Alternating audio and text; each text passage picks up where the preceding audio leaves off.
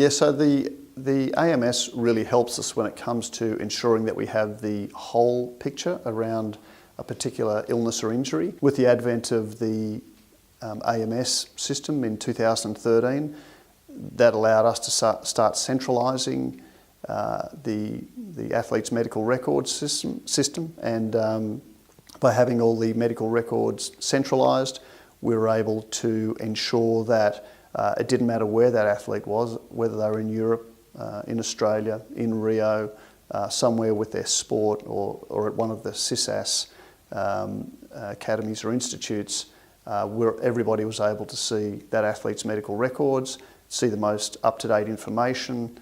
It reduced duplication, so we weren't repeating tests in different areas, and really that all leads to ensuring that we're delivering the best possible healthcare to those athletes. Prior to using the AMS, I was really catching up with athletes on a camps-based basis, so I wasn't seeing them or hearing from them a lot in between camps and tours when their team got together. It certainly made me much more aware of the bigger picture in terms of the epidemiology behind water polo injuries. So it's given me some good support to anecdotally be aware that in water polo, for example, we have a high incidence and prevalence of shoulder problems, but it's actually given me the numbers to say that actually 50% of our injuries are due to shoulders. Well, we really need to do something about that, and we really need to look at implementing some solid injury prevention programs.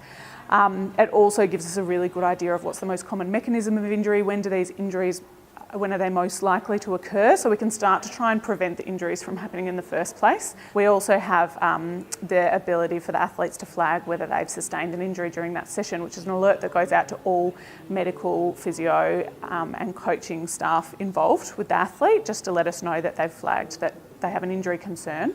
The practitioners that work around Australia too with the water polo athletes will enter injury records directly into the AMS now. So ideally, we have day-to-day updates regarding an athlete's injury, the current training status as recommended by the physio or medical practitioner, and where they're up to with regards to their rehab. So it really keeps everyone involved in the program up to date and across the board. My role as a preventer, if you want to think of it that way, needs to look at all data.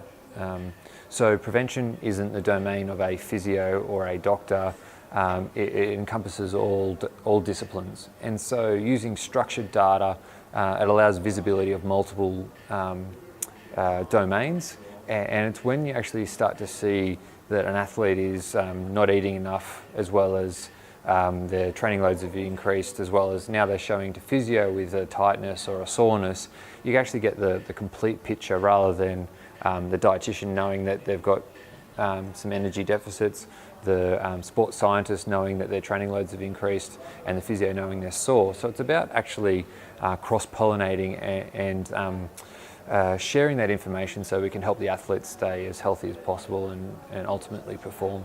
So with regards to athletes who are out injured, the AMS provides a really convenient way for us to keep track of and monitor and make sure that athletes are on track with their return to sport program.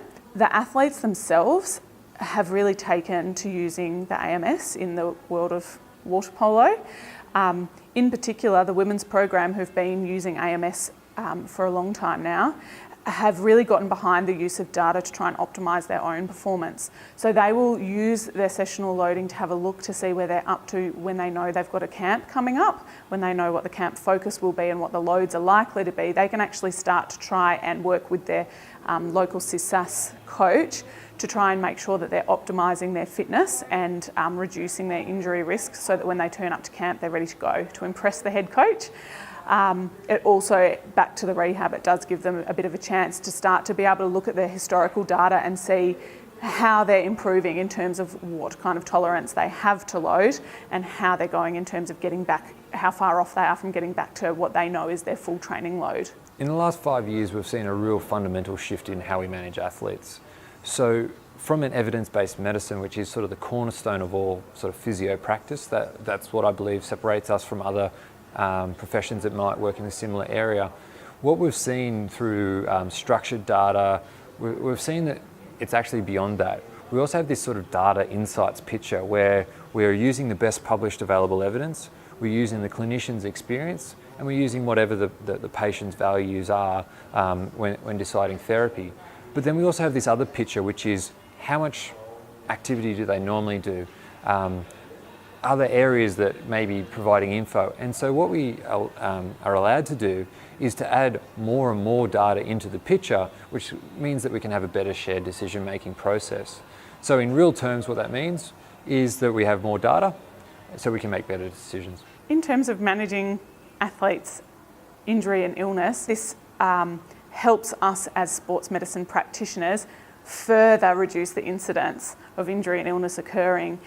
We really need to continue to work quite closely with our coaches, sports scientists and conditioning coaches to make sure that we're optimising athlete performance, but it's a really fine line between pushing someone hard enough and pushing them too far. If we can start to really get a good balance between how hard can we push each individual athlete so we can get the most out of them, overall that means that we're optimising their training availability and optimising performance. The more good quality data we have that we can collect, the better some of our injury prevention programs and innovations can be.